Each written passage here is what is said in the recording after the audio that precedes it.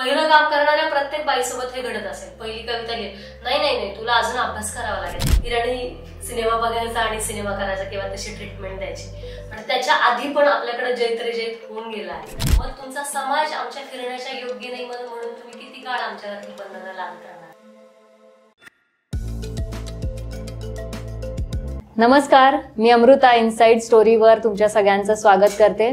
माझ्या सगळ्या महिला भगिनींना पुन्हा एकदा महिला दिनाच्या खूप खूप शुभेच्छा. तर मैत्रिणींनो, आज आपल्यासोबत एक उत्तम दिग्दर्शिका, लेखिका, कवयित्री ज्यांच्या लेखणीतून, दिग्दर्शनातून सशक्त कथा साकारल्या गेल्या. अभिनयाच्या क्षेत्रातही त्यांनी आपल्या प्रतिभेची छाप सोडली. याचाच एक पुरावा म्हणजे पुणे आंतरराष्ट्रीय चित्रपट महोत्सवात त्यांना नवोदित अभिनेत्री पुरस्कार मिळाला. सर्वोत्कृष्ट नवोदित अभिनेत्री हा पुरस्कार त्यांना मिळाला. त्यांच्या प्रवासाविषयी, त्यांच्या प्रेरणेविषयी आज आपण जाणून घेणार आहोत. तर स्वागत करूया स्वाती कडू लोखंडे ताई यांचं. स्वाती ताई, खूप खूप स्वागत आणि तुला महिला दिनाच्या खूप खूप शुभेच्छा. मनापासून धन्यवाद. बरं, तर सुरुवातच मला यापासून करायला आवडेल, म्हणजे तुझ्याबद्दल जाणून घ्यायला आवडेल की एक शेतकऱ्याची मुलगी ते आता इथे फिल्म लाईन मध्ये येण्यापर्यंतचा तुझा प्रवास हा कसा होता हे जाणून घ्यायला आवडेल. खरं तर ना सोपा नव्हता, पण अवघड होता, त्याच्यामुळे गंमत आली प्रवासाला. तो जर सोपा असता तर त्या ज्या आधीच्या प्रवासात जे काही शिकता आलं त्याची खूप भर झाली इकडं किंवा मदत झाली असं मी म्हणेल. पण एक होतं की ज्यावेळेस आपण अशा कुठल्या तरी बॅकग्राऊंडमधनं येतो जिथं आपण आत्ता जे काही करतोय ते कसं करतात किंवा ते काय आहे किंवा त्याच्याकडे करिअर म्हणून बघितलं जातं किंवा तो एक आपल्यासाठी एक खूप महत्त्वाचा भाग होऊ शकतो, ही गोष्ट कळायलाच खूप काळ जातो. म्हणजे आत्ता पण खेडेगावात जर तुम्ही गेला तर चित्र हेच की ठराविक टप्प्यापर्यंत शिक्षण घ्यायचं आणि लग्न करायचं. मुलींनी करिअर करायचं असतं किंवा मुलींना स्वतःचा विचार असतो, त्यांनी फक्त एका वयापर्यंत घरात राहायचं, मग लग्न लागतं आणि मग झालं, त्याच कुटुंबाची जबाबदारी संपते. असं खूप कुटुंबात असताना देखील माझ्या बाबतीत तसं घडलं नाही. हे मला चांगलं वाटतंय.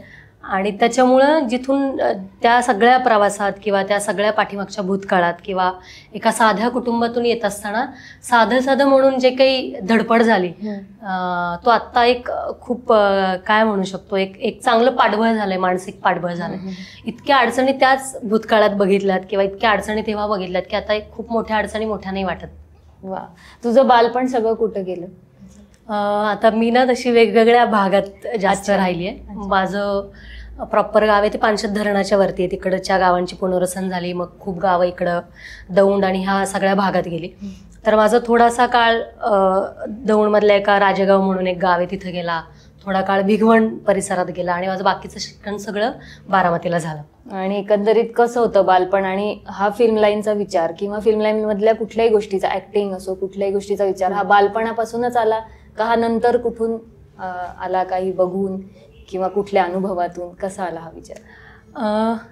मी जेव्हा लहान होते, लहान म्हणजे आपल्याला आपल्याबद्दल थोडंफार कळायला लागतं की आपल्याला नाचायला आवडतंय, आपल्याला टीव्ही बघायला आवडते, आपल्याला चित्र काढायला आवडतात. तो जो अल्लड काळ होता जिथं उगाचच मुलींना उड्या माराव्याशा वाटतात, कुणाशी तरी भांडणं होतात आणि घरी भांडणं येतात, तो जो काळ होता, त्या काळात मला असं वाटलं की मला ना गोष्टी ऐकायला खूप भारी वाटत होता.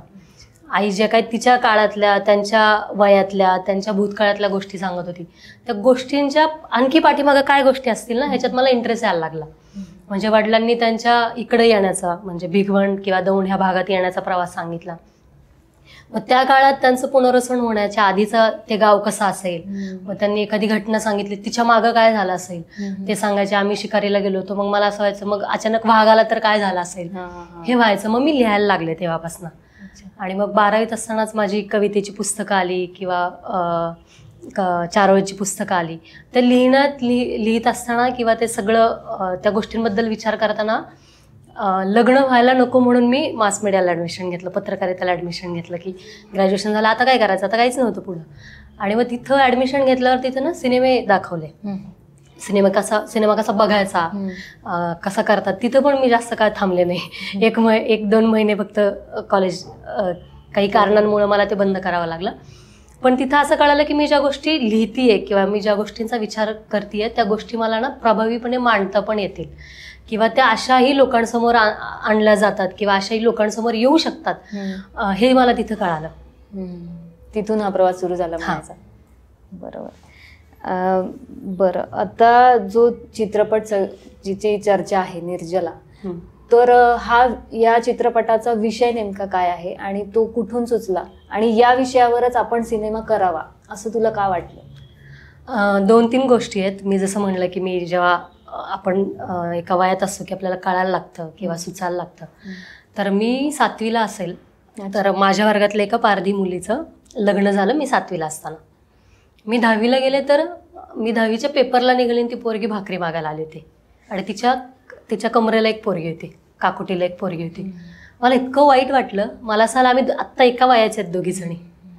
तिचं लग्न पण झालं होतं, तिचा नवरा तिथंच राहायला पण आला होता आणि माझं अख्खं बालपण पारद्यांना बघत मी लहानाची मोठी झाली आहे. आणि मी पारद्यांच्या घराच्या शेजारीच राहायला होते. माझा डोळ्याचा रंग जरा तसाच असल्यामुळं खूप लोकांना शाळेत पण असं वाटायचं की मी पारधी समाजाचीच आहे. आता थोडी सावळी, तेव्हा जरा काळी होती, तर आणखीन जास्त त्याच्यात भर पडली. मग ते एका पद्धतीचे लोक दिसतात, मग ते असेच वागतात, मग ते तसेच असतील, मग ते हेच काम करतात, पारधी म्हणलं की चोरीच करतात.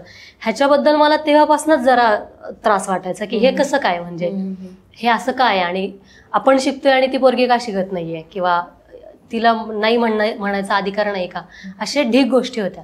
आणि मग एका संस्थेच्या मार्फत मी ना लहान मुलांच्या शिकवणी घेत होते. त्यात पारधी समाजाची मुलं होती. तर एक मुलगा होता जो कुणाचंच ऐकायचा नाही, त्याच्या आईचं पण नाही ऐकायचा, पण तो माझा ऐकायचा. आणि मग काही झालं की त्याची आई माझ्याकडे घेऊन यायची की मॅडम तुमचं ऐकतो, मग तुम्ही बघा. आणि तेव्हा मी काही खूप मोठी नव्हते, म्हणजे 11वी-12वीला असेल आणि त्या मुलांच्या शिकवण्या घेत होते. आणि एक दिवशी मी 12वीला गेल्यावर तो मुलगा अचानक गेला, म्हणजे एक्सपायर झाला.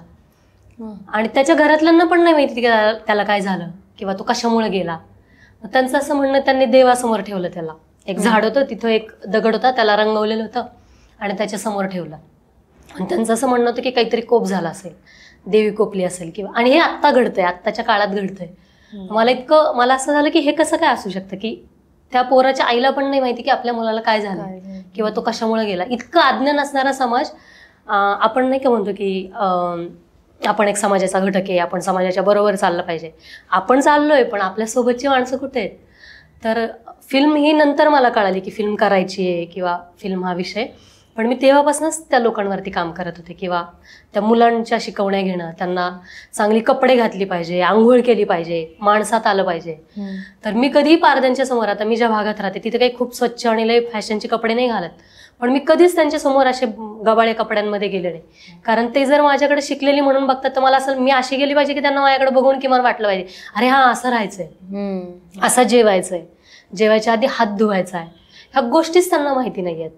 म्हणजे ते दारात बसलेत आणि खूप वर्ष झालं बसलेत ना, त्यांना विचारायला कोण जाते की तुम्ही इथून का नाही उठते ना. ते भाकरी मागायला आल्यावर आपण त्यांना म्हणतोय कामं करा ना, आपण त्यांना कामं देतोय ना. त्यांना असं वाटतंय माणूस म्हणून की आपण काम केलं पाहिजे. म्हणजे इतक्या माग आहेत ते, त्यांनाच माहिती नाही त्यांच्यासोबत काय घडतंय किंवा त्यांच्यासोबत किती, ते स्वतः पण किती अन्याय करतात आणि आपण समाज म्हणून पण किती अन्याय करतोय.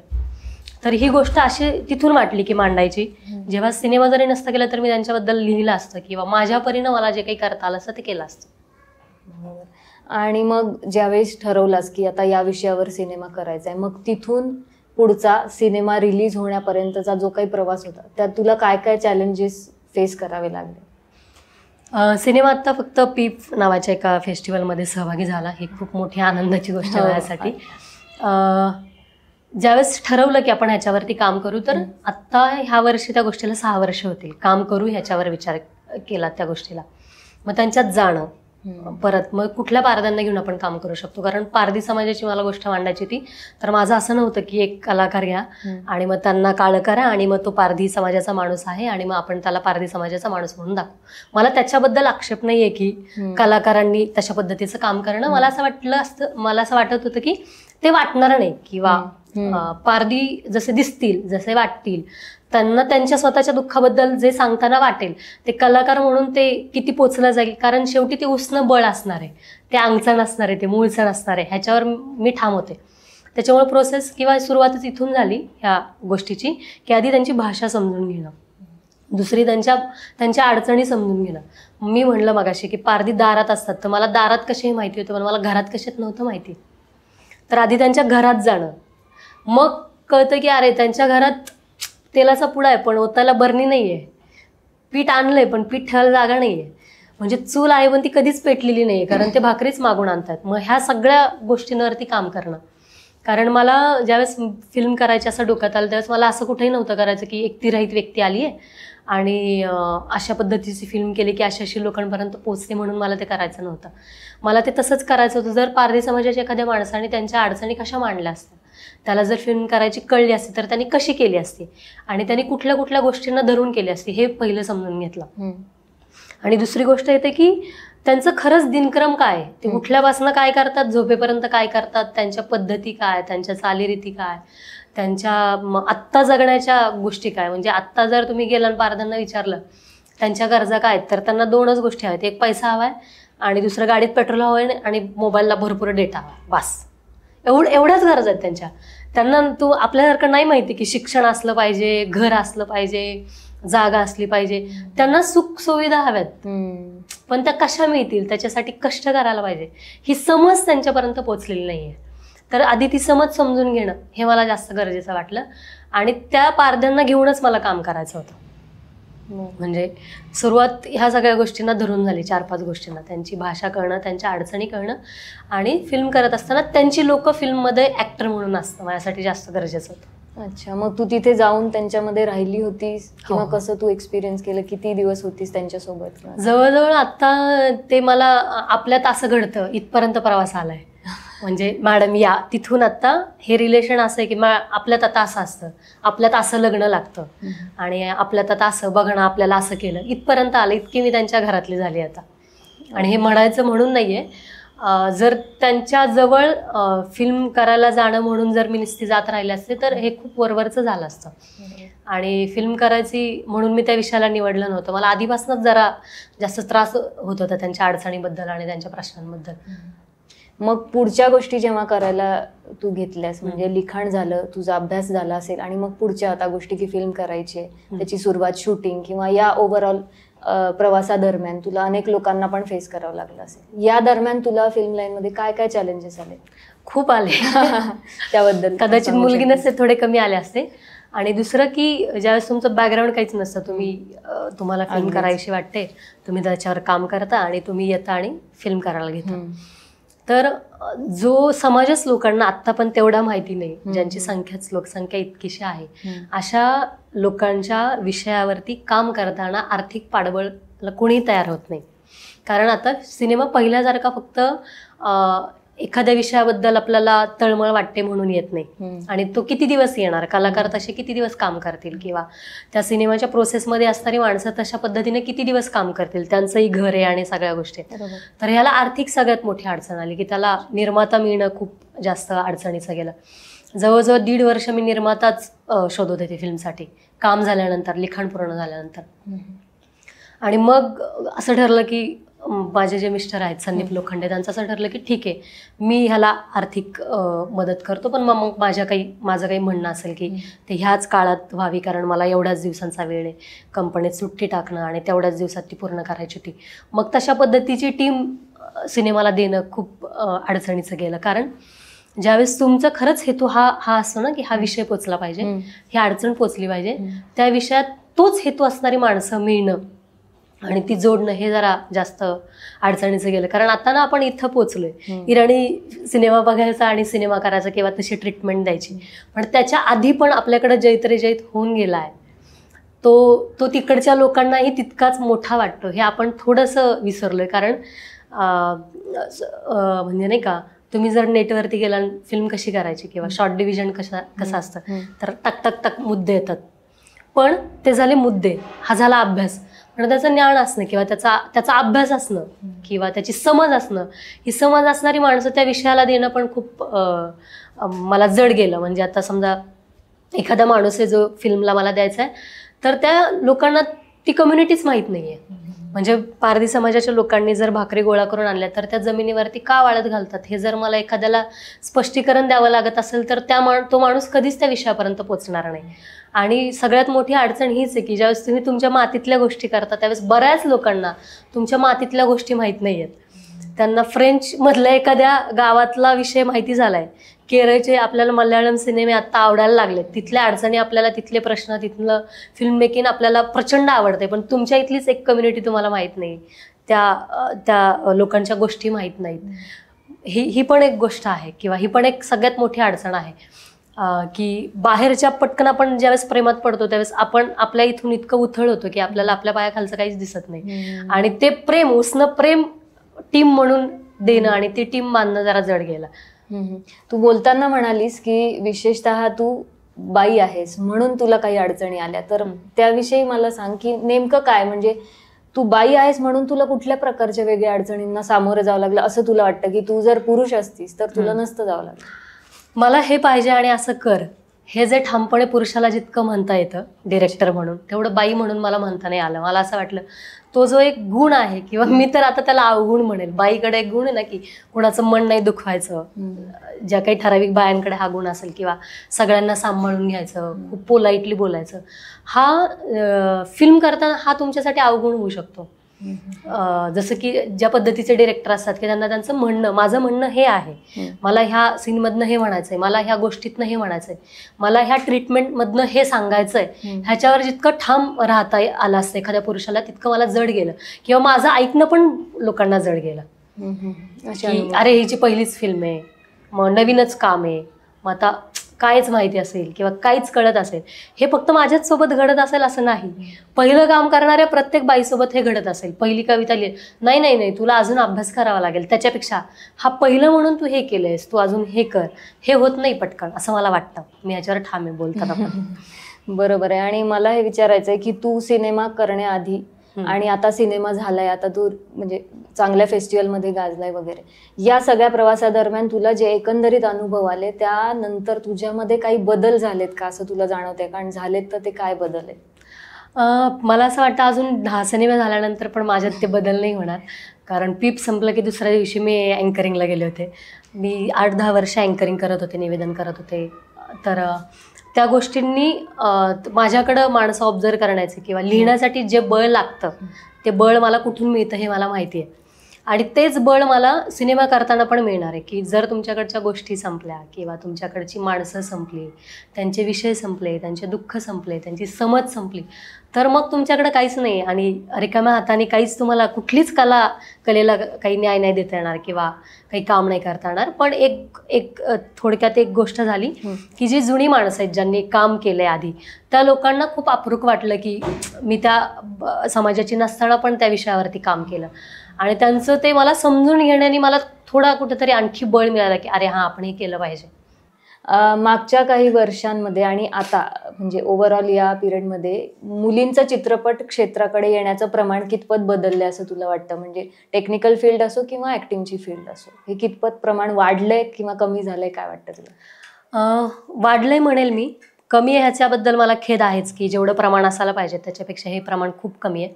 पण ते थोडंसं बदलत चाललंय, वाढत चाललंय की म्हणजे मागच्या काळात जेवढ्या मुली ह्या फील्डमध्ये होत्या त्याच्यापेक्षा आत्ता ते जास्त यायला लागल्यात. आणि एकेकाळी हे फक्त मनोरंजनासाठी होतं आणि ठराविक वर्गाच्या मनोरंजनासाठी होतं. म्हणजे आपण सिनेमाच्या मागे जरी गेलो, नाटकापर्यंत जरी जाऊन पोचलो त्या विषयापर्यंत बोलायला, तरी मग ते तेवढंच मर्यादित होतं किंवा मग फक्त समाजाला मार्गदर्शन करणं किंवा मनोरंजन करणं ह्याच त्याला 2 मर्यादा होत्या. आता तसं राहिलेलं नाहीये. आणि जसं ते बदलत चाललंय तसं प्रमाण पण बदलत चाललंय. आता जास्त मुली ह्या फील्डमध्ये यायला लागल्यात. ह्याच्यात करिअर होऊ शकतं, ह्याच्यात आपण आपलं काम करू शकतो आणि नाव होऊ शकतं, ह्याच्यातनं पैसा पण मिळतो. आणि ह्या जशा गोष्टी लोकांपर्यंत पोचायला लागल्या, मुलींपर्यंत पोचायला लागल्या, तसं ते प्रमाण वाढायला लागलं आणि तशा पद्धतीचा फ्रीडम पण घरांमधून मिळायला लागला. एक काळ होतं की एक ठराविक समाजाचीच लोक ह्या फील्डमध्ये यायची किंवा ठराविक घरातल्याच मुली ह्या फील्डमध्ये यायच्या. आत्ता पण काही घरांमध्ये हेच बोललं जातं की काम नाही करायचं का, तर आपल्यात असं असतं का किंवा आपल्या समाजात हे नसतं. हे आत्ताही बोललं जातं. त्याचं प्रमाण कमी असेल, सगळ्या घरांमध्ये हे बोललं जात नसेल, पण हे कुठेतरी कोपऱ्यात बोललं जातं की हे आपल्या घरात नसतं. जसं की डान्स करणाऱ्या खूप मुलींना खूप काळ हे ऐकावं लागलं की आपल्यात नाचत नाहीत, नाचवतात. ह्या वाक्याने किती नुकसान केलं मुलींचं. तसंच काही आत्ताही काही घरांमध्ये काही मुलींना कामं करायचे ह्या फील्डमध्ये, लोक म्हणतात की आपल्यात हे नसतं. आपल्यात नसतं म्हणजे कोणाच्यात? मग अशी कुठला वर्ग आहे का की फक्त त्याच समाजामध्ये किंवा त्याच घरांमध्ये हे असतं? असं नाहीये की हे सगळ्यांसाठी आहे. आपण सगळेजण मिळून ह्या फील्डमध्ये काम करू शकतो. हे आत्ता कुठेतरी रुजायला लागलंय. जसं जसं रुजायला लागलंय तसं प्रमाण वाढायला लागलंय. बरोबर. मगाशी आपण एका विषयावर बोलत होतो तेव्हा तू म्हणालीस की आपण नेहमी मुलींनाच दोष देतो. तिथे मला हे विचारायचंय की जसं की मुलींवर घरातूनच हे लादलं जातं, म्हणजे तिथे आईवडील चुकीचे आहेत असं माझं अजिबात म्हणणं नाही, पण बाहेरची परिस्थिती पाहता मुलींना खूप बंधनात ठेवलं जातं की तुम्ही रात्री उशिरा जाऊ नका कुठे बाहेर, मग कपडे अशा पद्धतीचे घाला, मग कुणाशी त्यांच्याशी बोलू नका, विश्वास ठेवू नका पटकन. मग हे सगळं करताना आपण कुठेतरी मुलींना जास्त बिचार करत चाललोय का मुली बिचाऱ्याच आहेत? काय म्हणणं आहे तुझं यावर? हे काळजीच्या हेतूने असणं तर कदाचित फरक पडला नसता, ते आपण स्वीकारलं असतं. पण हे दरवेळी फक्त सुरक्षितता ह्या हेतूने येत आहे. मग तुमचा समाज आमच्या फिरण्याच्या योग्य नाही म्हणून तुम्ही किती काळ आमच्यावरती बंधनं लादत राहणार?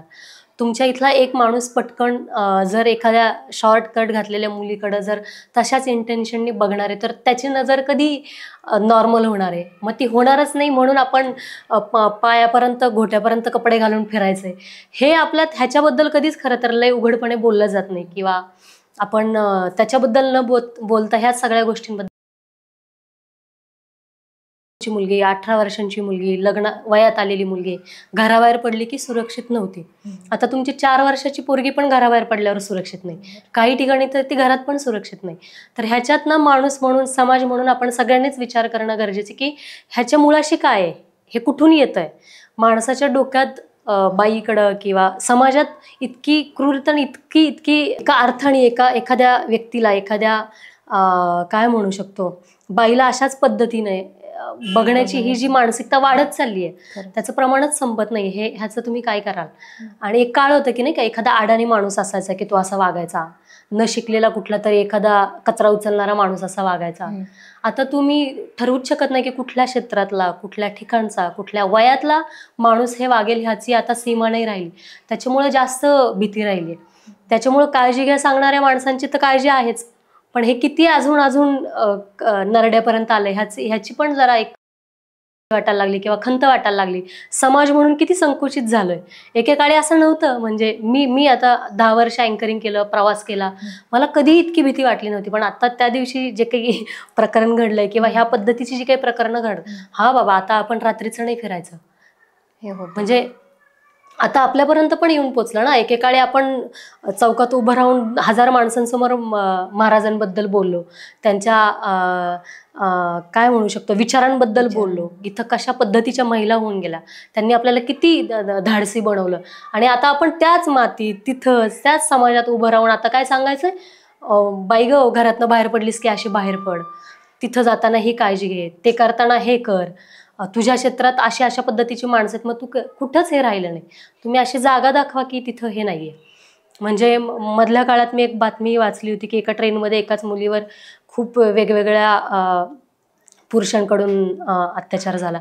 आणि हे किती भयंकर आहे. मग तिथं मला असं आलं, एकाही पुरुषाला असं वाटलं नाही का की आपण हे करायला नको किंवा आपण इथं थांबायला पाहिजे, किंवा मग 10 माणसांमधल्या एकाही माणसाला नाही वाटत तर मग कुठे आहेत ती माणसं?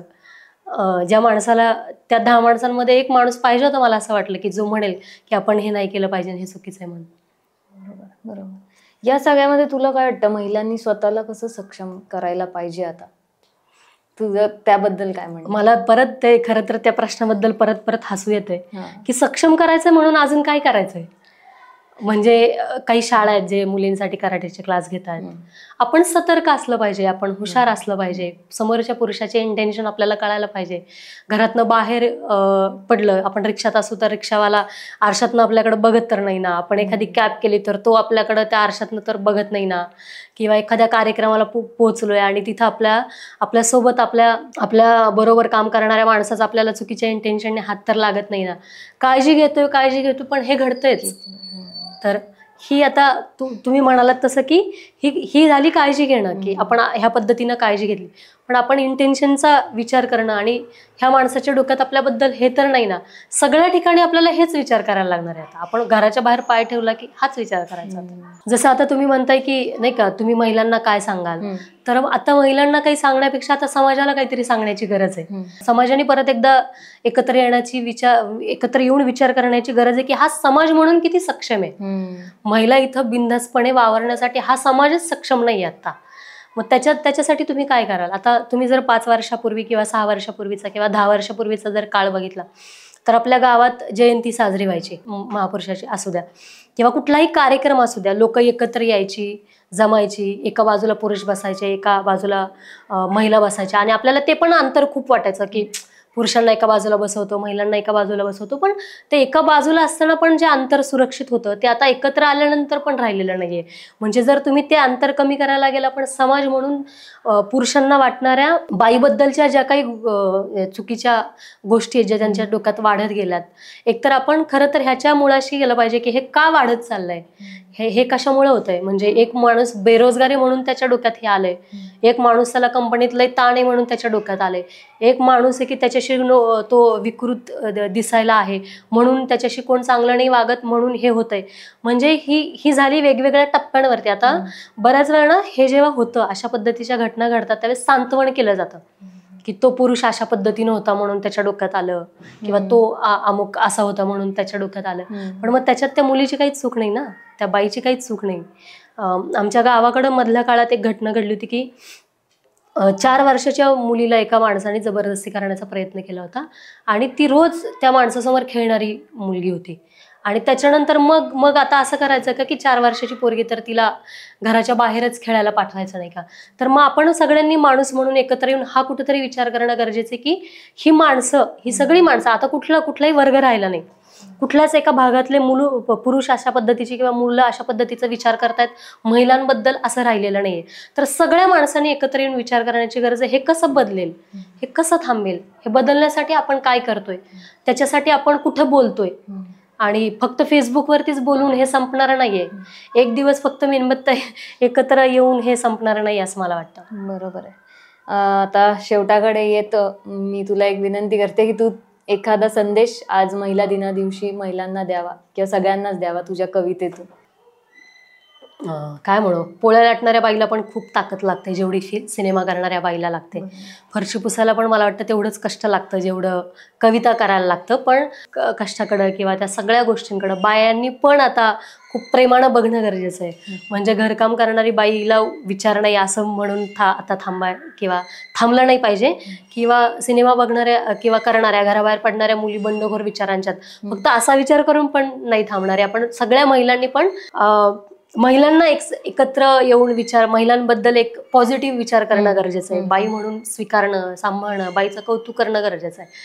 तर त्या अर्थाने मी म्हणते की चल बाई थांबतीस कुठे, थांबलीस तर रस्त्याला फाटे फुटतील, तेव्हा बळ हरू नकोस. सगळे पर्याय संपले तरीही आपण आपल्या जाणीवेचा संबंध तुटू द्यायचा नसतो. अगदी तसंच उन्हात चटके बसतात म्हणून सावलीच्या कुशीत शिरू नकोस.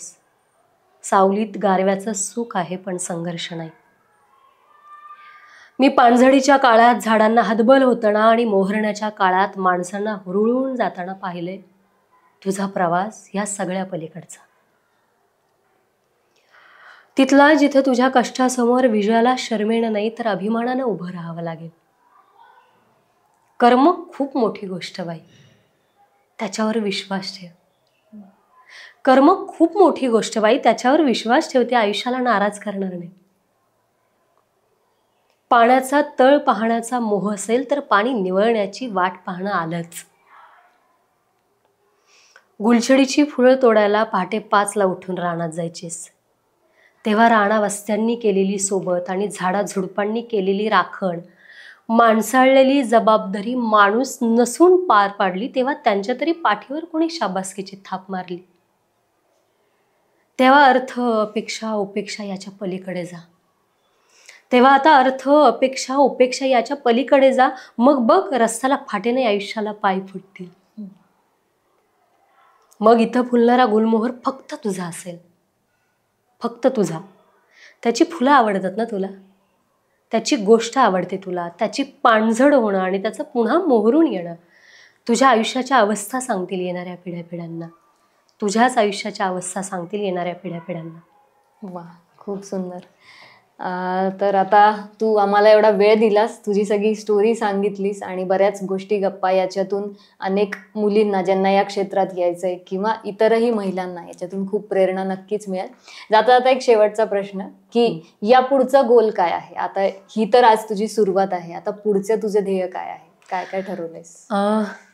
जे काम छान वाटतंय, जे काम करायला सोपं जातंय ते काम करत राहणं आणि कलेवरती प्रेम करत राहणं, माणसं जोडत राहणं. आणि मग गोलमध्ये खूप गोष्टी येतात. काही लिखाण आहे जे पुढं करायचं आहे, काही सिनेमे आहेत जे पुढं करायचे आहेत, काही गोष्टी आहेत ज्या सांगायच्यात. आणि आता तुम्ही आपला मगाशी बोलणं झालं की तुम्ही मुलींना काय सांगाल, समाजासाठी ह्या समाजाने मुलींकडं कशा पद्धतीने बघितलं पाहिजे याच्यासाठी काय कराल, त्याच्यासाठी मी पण माणूस म्हणून काय करेल, तर ते पण मी आता त्याच्यात ऍड करेल की मी काय करेल समाजासाठी किंवा मला काय करता येईल ह्याच्यावर पण मी विचार करेल. आणि मला छान वाटतं तुम्ही मला इथं बोलण्यासाठी बोलवलं. एका कामानंतरच लगेच मला बोलण्यासाठी इथं बोलवलंय. एक काम झाल्यानंतर मला काय समज आहे किंवा मला किती कळतं हे मला माहीत नाही.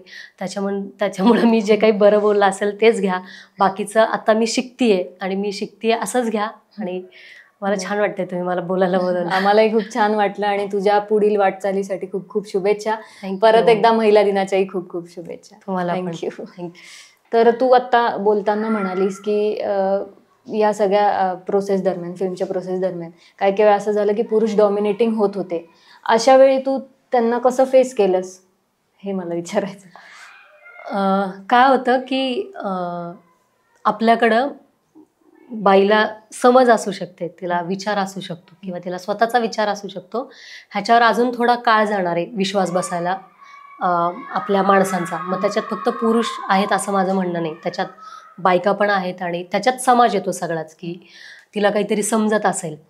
ज्यावेळेस तुम्ही एखादं काम करता किंवा 4 कामं करता तर आपल्या इथली थोडीशी अडचण झालेली की मला सगळं आणि सगळ्यातलं कळायला लागलं. ज्यावेळेस तुम्ही एखादं काम करायला जाता त्यावेळेस तिथं जो माणूस त्याची एक काहीतरी गोष्ट आहे आणि तो सांगण्याचा प्रयत्न करतोय, तर त्या माणसाला त्या गोष्टीत काय समजलंय.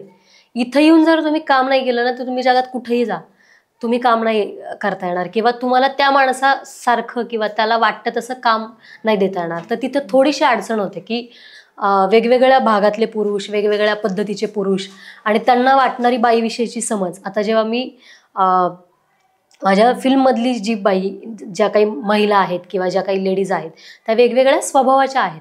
म्हणजे मी लिहिताना पण तो विचार केला होता आणि मी शूट करताना त्या दिसताना कशा दिसतील ह्याचा पण विचार केला होता. तर एकदा 1-2 माणसांची अशी मतं आली की त्या अशा काय आहेत किंवा बोल्ड काय आहेत किंवा ती तिच्यासाठी भांडत का नाही. तर मुळात तुम्हाला समजून घ्यायला लागेल की हे काय आहे. पुरुष म्हणून पण तिथं तुम्हाला विचार करायला लागेल आणि समाज म्हणून पण विचार करायला लागेल. तुम्ही इथं असं थांबून तुम्ही जर विचार करायला लागले किंवा मतं द्यायला लागले किंवा ठरवायला लागले तर ते जरा जड जाईल किंवा ते तुमच्या लक्षातच नाही येणार. तुम्हाला तो समाज माहीत नाही, त्या समाजातल्या बायका माहीत नाहीत, त्यांचे विचार माहीत नाही, तर तुम्हाला ते कळणार नाही. ह्याचा अर्थ काय, आपल्या समाजातल्या वेगवेगळ्या पद्धतीच्या बायका आणि त्यांचा विचार आपल्याला आधी ऍक्सेप्ट करायला लागेल. म्हणजे मी साधं सांगते, आता समजा तुम्ही ऍक्टर म्हणून एक फिल्म केली आणि तुम्ही त्या कोपऱ्यात उभे आणि तुम्ही कोणाशी तरी बोलताय आणि 2-4 पुरुष इथं उभे आहेत आणि ते तुमच्याकडे बघताना ते म्हणतील तिच्यासोबत कोण आहे, म्हणजे तो कोण आहे, तो तिचा कोण लागतो, तिचं लग्न झालंय का, मग तिचं आणि ती माणसं काय आहेत, म्हणजे ती कोण आहे, त्यांचं तुमच्याशी नातं काय. ह्याच्यावरती होणाऱ्या विचारांचा प्रवास ज्या दिवशी ती मुलगी कोण आहे, तिचा विचार काय, तिची समज काय, तिला काय कळतं आणि तिने काय काम केलंय, इथं जेव्हा पोहोचेल तेव्हा मला वाटतं हे जरा निवळेल. आणि हे विचारायचं होतं की आता तू ऍक्टिंग पण करत होतीस, डिरेक्शन पण करत होतीस, याच्यामध्ये तुला काय चॅलेंजिंग वाटत होतं हे दोन्ही एकसाथ करताना, आणि त्यात तुझी ही पहिली फिल्म, पहिला प्रोजेक्ट होता, मग ह्याच्यामध्ये काय काय चॅलेंजेस येत होते? सगळ्यात मोठं हे आलं तर आधी तुम्हाला फ्रेम सेट करायची, मग जाऊन तुम्हाला तुमचा मूड सेट करायचा आहे. त्याच वेळेस तुम्हाला कोणीतरी येऊन सांगतंय की जेवण संपलंय, तुम्हाला तिकडं काहीतरी सांगायचंय आणि हे तेवढं तसं जड गेलं नसतं जर मी ज्या लोकांसोबत काम करत त्यातली बरीचशी लोक नवीन होती, कारण इथं परत पैशांचा प्रॉब्लेम होता. मग एडी म्हणून जी लोक होती त्यांनी खूप फिल्म केलेल्या नव्हता, कारण ज्यांनी खूप फिल्म केल्या त्यांचं बजेट मला परवडलं नसतं. तर बऱ्याच वेळा तुम्हाला तुमच्या माणसाचं किंवा तुमच्या टीममधल्या माणसाचं काम चुकलंय हे सांगायलाच खूप एनर्जी जाते. आणि ह्याचा मला खूप त्रास झाला की एकाच वेळेस तुम्ही डिरेक्शन पण करता, एकाच वेळेस तुम्ही ऍक्टिंग पण करता आणि एकाच वेळेस तुम्ही ह्या माणसांना पण सांभाळता की तुमची कामं काय आहेत.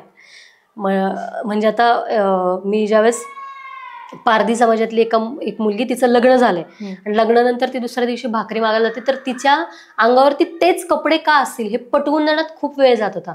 कारण त्याच्यासाठी जी काम केलेली जी व्यक्ती होती, जे ती काम करणार होती, तिला ते माहितीच नव्हतं.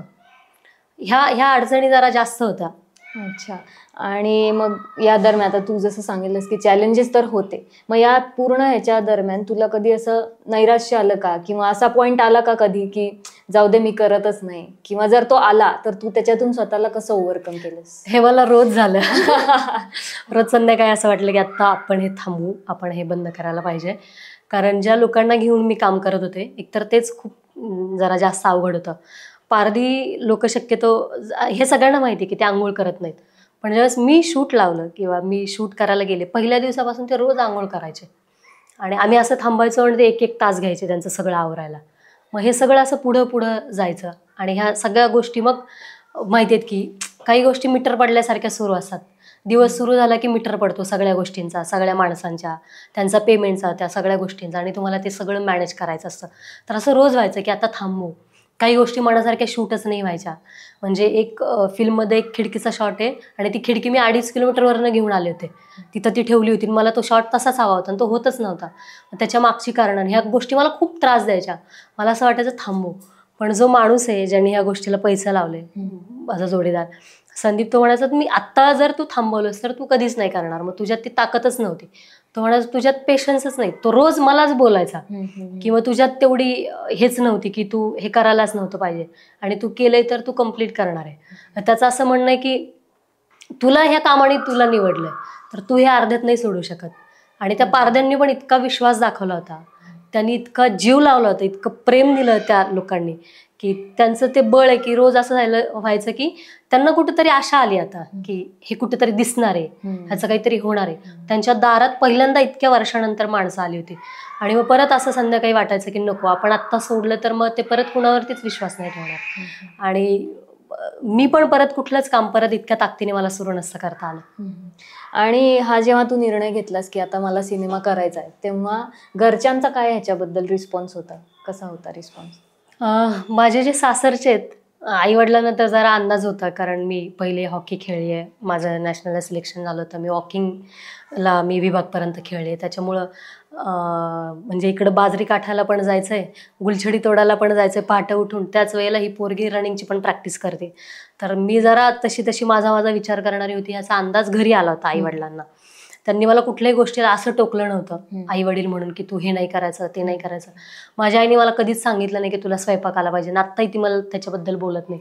ती कधीच विचारणार नाही माझ्या सासूला किंवा माझ्या जोडीदाराला की माझ्या नवऱ्याला की ही बायको म्हणून कशी आहे किंवा सून म्हणून कशी आहे. तिचं म्हणणं आहे तू माणूस म्हणून चांगली हो, बाकीच्या गोष्टी होतील, तुला जे काही कळतं त्याच्यात अजून तुला कळू दे, अजून माणूस म्हणून साधी हो. म्हणजे तिने खूप साधं वाक्य सांगितलं होतं की रात्रीच्या अंधारात हात धरणाऱ्या माणसापेक्षा दिवसाच्या उजेडात साथ देणारा माणूस बघ. चप्पल घ्यायला गेली आणि आवडली म्हणून घेऊन येऊ नको, ती पायात बसती का बघ आधी. तर माझी आई असतानाच बंडखोर विचारांची, तिच्या लग्नाच्या पूजेला, म्हणजे तो काळ कधीचा असेल, ती देऊला जाऊन तुकारामांची गाथा घरी घेऊन आली होती.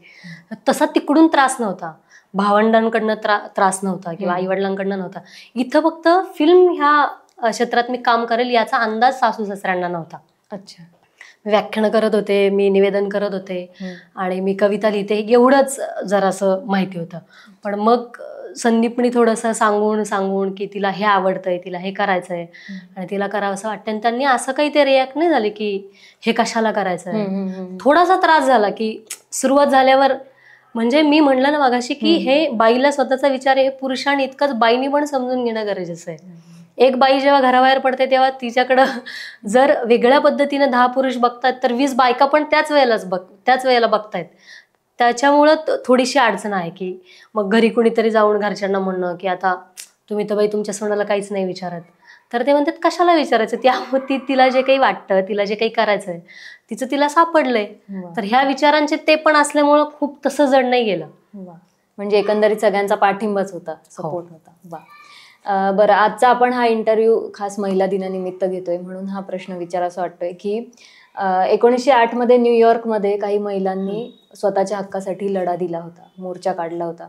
त्यांनी काही हक्कांची मागणी केली होती की आम्ही जिथे काम करतो तिथे सुरक्षितता हवी आहे, कामाचे तास 10 तासच असावे, किंवा मतदानाचा हक्क मिळावा. तर या सगळ्या गोष्टी ज्या आहेत त्या काळी झालेल्या आहेत. पण आज इतका मोठा काळमध्ये लोटलाय, आता तुला वाटतं का की आपण सेम हक्कांसाठी अजूनही लढतोय किंवा काही बदल झालेत असं तुला वाटतं का? थोडासा बदल झालाय. परवा मी एका खूप मोठी कवितांचं खूप चांगलं वाक्य ऐकलं की ते म्हणाले की इथं तसं महाराष्ट्रात एका गोष्टीचा फ्रीडम होता की बहिणाबाईंनी लिहिलं, त्यांना कोणी विरोध नाही केला, किंवा ज्या काही महिलांनी लिहिलं त्यांनी आवाज उठवला, त्यांना बोलता आलं, किंवा सावित्रीबाईंनी सुरुवात केली, पण पाठबळ देणारा त्यांच्याच घरातला एक माणूस त्यांच्या पाठीमागं खंबीरपणे उभा होता. मग समाजातनं थोडासा विरोध झाला, पण तो स्वतःच्या माणसा इतका मोठा, म्हणजे जेवढं मोठं ताकदीचं पाठबळ घरात नव्हतं की तो विरोध त्यांना खूप छोटा वाटला. तर ती एक चांगली बाजू आपल्या भागातली, आपल्या परिसरातली आहे. पण तुम्ही जे आत्ता ज्याच्याबद्दल बोललाय किंवा जे म्हणाले ना, त्याच्यात एक खूप वाईट गोष्ट अलीकडच्या काळात घडतीये की आपण ना हक्कांच्या बाजूने निघालो, प्रवास केला आणि एका टप्प्यापर्यंत आलो, पण आपण सुरक्षित नाहीये. त्याच्याबद्दल तुम्ही काय करणार?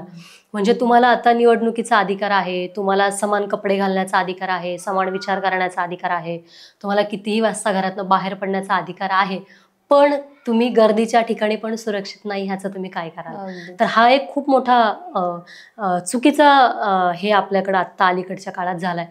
तर त्याच्यावरती जरा त्या गोष्टीचा विचार करणं खूप गरजेचं आहे, आणि ते का होतंय त्याच्या मुळाशी जाणं खूप गरजेचं आहे.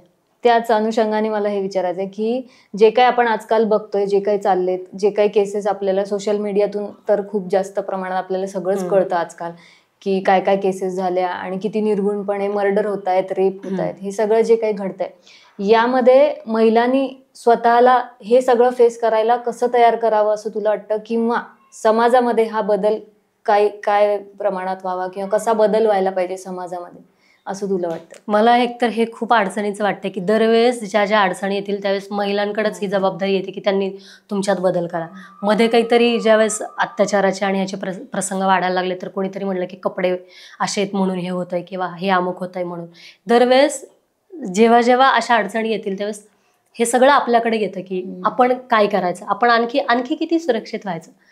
तुम्ही महिलांविषयी बोलण्यासाठी ज्या ठिकाणी चाललाय, त्या ज्या गाडीने चाललाय, तीच पण गाडी जर तुमच्यासाठी सुरक्षित नसेल तर आणखी तुम्ही तुमच्यात किती बदल करायचा आहे. म्हणजे मी ज्यावेळेस निवेदनाचे कार्यक्रम करायचे, अँकरिंगचे कार्यक्रम करायचे, तेव्हा कधी कराडला एखादं लग्न, इचलकरंजीला एखादं लग्न आहे आणि मी ते संपूर्ण माघारी 2-2 वाजता रात्रीच्या फलटणच्या स्टँडला थांबली, मला कोणीतरी घ्यायला येते म्हणून. आणि तेव्हा 1.5 तास मला सुरक्षित वाटायचं त्या स्टँडवरती, कधी भीती नाही वाटली. आणि आता तुम्ही माणसं असताना पण सुरक्षित नाही. हा जो भयंकर बदल आपल्या समाजात झाला त्याचं तुम्ही काय कराल?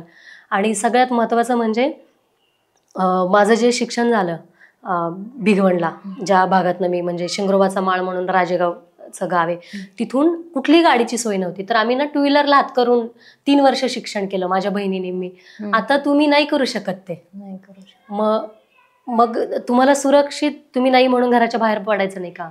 आणि मग तुम्ही स्वतः बदल करा, मग तुम्ही कराटे शिका, मग तुमच्या बॅगेत हे असलं पाहिजे, मग तुम्ही असंच वागलं पाहिजे, आणि तुम्ही सतर्क राहिलं पाहिजे. प्रत्येक मिनिटाला तुम्ही कसं सतर्क राहायचं की तुमच्या बाजूला असणारा पुरुष तुमच्याबद्दल काय विचार करतो ह्याचा तुम्ही विचार करायचा. ह्या दडपणाखाली कसं वावरायचं, किंवा ह्या दडपणाखाली किती प्रवास कराल बाई म्हणून तुम्ही, किंवा मुलगी म्हणून. आणि त्याच्यावर पण महिला म्हणून अशी कुठली घटना झाल्यानंतर महिला पण तुमच्या बाजूने बोलतील. ते वाट नाहीत बघणार की त्या विषयातनं जे काही खरं काय आहे, खोटं काय आहे. इतका संयम आपल्याकडे त्याच्यावर नाही. एखादी बाई पण पटकन येऊ शकते आणि त्याच्या मुलीच्याच विरोधात किंवा त्या व्यक्तीच्या विरोधात किंवा त्या स्त्रीच्या विरोधात बोलू शकते. तेवढा संयम आपल्याकडे नाही. आणि हे मला वाटतं सगळे सोशल मीडियाचा वापर आहे, आणि त्याचा अति आपल्या जीवनावर झालेला जो काही परिणाम आहे त्याचे हे सगळे भोग आपण भोगतोय, आणि ते बाईला भोगायला लागतात असं मला वाटतं. बरोबर आहे, पण एकीकडे असं पण आहे ना, म्हणजे आपण असं बघतो की काही केसेसमध्ये महिला पण दोषी आहेत किंवा महिला त्यांना मिळालेल्या हक्कांचा किंवा कायदेशीर आपल्याला जे काही आज मिळालेत हक्क त्याचा गैरवापर करताना पण दिसतात, किंवा आपल्या क्षेत्राशी निगडीत म्हणायचं झालं तर काही मुली अशा आहेत की आपण जसं कास्टिंग काउच बद्दल ऐकतो तर त्यांना ओके असतात या गोष्टी, कॉम्प्रोमाइज करणं या गोष्टी ओके असतात. याबद्दल तुझा पॉइंट ऑफ व्ह्यू काय? ह्याचं प्रमाणाबद्दल आपण बोलत नाही. ज्या महिला दोषी सापडल्यात त्याचं प्रमाण किती आहे, महिलांवरती अन्याय होतो याचं प्रमाण किती आहे, ज्या महिला काही गोष्टींमध्ये स्वतः तयारी दाखवतात त्या महिलांचं प्रमाण किती आहे, आणि तुझ्या माझ्या सारखं बेधडकपणे मला नाही हे ऐकायचं किंवा मी नाही कोणाचं ऐकणार, मला 10 वर्ष लागू दे अजून इथं काम करायला, मी माझी मतं माझी तत्व घेऊनच इथं काम करेल, अशा विचारांनी आपल्याला ना सक्सेस नाही व्हायचं, आपल्याला कर्तृत्ववान व्हायचंय. हा फरक जो आपल्याला आणि तुम्हाला कळतो हा सगळ्यांच्या जर लक्षात येत नसेल तर तो होण्यासाठी तुम्ही आणि मी काय करतोय हा पण एक विचार आहे. तर मला असं वाटतं तो जो फायदा घेणारी महिलांबद्दल आपण बोलतोय किंवा त्या प्रमाणाचा पण आपण विचार करायला पाहिजे. तर एखाद्या महिलेच्या डोक्यात अधिकाराला घेऊन जर विकृत विचार किंवा त्याचा फायदाच घ्यावा असं जर आलं तर त्याच्या नावाखाली आपण 4 महिलांवरती जो अन्याय होतो त्याच्याकडे दुर्लक्ष नाही करू शकत असं मला वाटतं. बरोबर आहे. आता हा प्रश्न की तुझ्याकडे बघून ज्या मुलींना आज प्रेरणा मिळेल की ज्यांना आपण असं वाटेल की मी पण डिरेक्शन करावं किंवा मी काहीतरी लिहावं, मी या फील्डमध्ये यावं, त्यांना तू काय सांगशील? त्यांनी कशासाठी तयार राहावं, म्हणजे काय चॅलेंजेस फेस करण्यासाठी तयार राहावं आणि त्यांनी त्यांची तयारी कशी करावी? 2-3 गोष्टी आहेत खूप सोप्या आहेत त्या आणि खूप साध्या आहेत. की एकतर तुम्हाला माहिती असलं पाहिजे की तुम्ही हे कशासाठी करताय. म्हणजे आत्ता माझी मुलाखत बघून जर किंवा माझ्यासारख्या किंवा खूप खूप मोठ्या बायका आहेत ज्यांनी ह्या फील्डमध्ये खूप काम केलंय, पायल कपाडे असतील किंवा सुमित्रा भावे, खूप मोठी नाव आहेत, कुणाला तरी बघून काहीतरी करू नका, तुम्हाला आत्म वाटलं पाहिजे की हे करायचंय. मग ते करण्यासाठी काय त्याच्यावरती विचार करा, त्याच्यावरती अभ्यास करा, त्याच्यावरती काम करा. एखादी गोष्ट माझ्याकडनं पण हे काम करायच्या आधी चुकली असेल ज्याचे परिणाम मला आर्थिक भोगायला लागले, मानसिक भोगायला लागले, परत परत काही गोष्टींचं शूट मला परत मी काही गोष्टींचं केलंय, काही तांत्रिक अडचणी आल्या, मला ज्यावेळेस असं कळतं की एखादी फ्रेम अशी लागणार नाही तर डिरेक्टर म्हणून मला हे असं माहिती असलं पाहिजे की ती कशी लावता येईल. एखादा माणूस म्हणला की हा टेक असा लागत नाही कारण ऍक्सेट जम्प बसतो, तर तुम्हाला ते ठामपणे सांगता आलं पाहिजे की तो कसा नाही बसणार, काय केल्यानंतर तो बसणार नाही. तुम्ही ज्या फील्डमध्ये काम करताय त्या फील्डमध्ये काम करत असताना त्या फील्डमधल्या सगळ्या गोष्टी तुम्हाला माहिती असल्या पाहिजेत. कुठलाही माणूस येऊन तुम्हाला म्हणू नाही शकत हे होणार नाही, तुम्हाला सांगता आलं पाहिजे की होईल. मग तुम्ही थोडंसं एडिटिंगचं पण तुम्हाला नॉलेज असलं पाहिजे. तुम्ही जी गोष्ट सांगताय ती कशी सांगताय, कुणासाठी सांगताय, का सांगताय, तुम्हाला का सांगायची, ह्याच्या मुळाशी आधी जा. वाटतंय म्हणून फिल्म करू नका असं मी म्हणेन. आणि जर तुम्हाला या 2-3 प्रश्नांची उत्तरे मिळाली ना की हे कसं करायचंय किंवा का करायचंय तर त्यांनाच बळ सापडेल, त्यांना कोणाच्याच बळाची गरज नाही पडणार असं वाटतं मला. बरोबर. जाता जाता मी ही विनंती करेल तुला ऍक्च्युली की तू आज महिला दिनानिमित्त महिलांना, मुलींना तुझ्या एखाद्या कवितेतून काही संदेश देऊ शकलीस तर ते आम्हाला ऐकायला आवडेल. मला जर थोडं आधी माहिती असतं तर मी एखादी पाठ करून ठेवली असते किंवा मोबाईल हातात ठेवला असता. तशा कविता माझ्या पाठ नाही आहेत, मी जे काही थोडंफार लिहिलंय ते सगळं पाठांतर नाहीये. पण मी एका कवितेचा रेफरन्स सांगते, मला शब्द सगळे सांगता येणार नाहीत. की तू आवाजाबद्दल बोलत होतास का काही, आभाळातून आवाज घेऊन जमिनीवर उतरले खरे, पण इथं सगळी घरं कुलूपबंद आहेत. आवाजाची गर्दी होईल, भांडणं लागतील, त्या नादात भांड्याला भांडं लागेल, पायातून बेड्या मुक्त कराव्या लागतील, गळ्यातून नाती सोडून द्यावी लागतील, पण आवाजाला जन्म देऊन बेघर झाल्यात बाया. तू आवाजाबद्दल बोलत होतास का?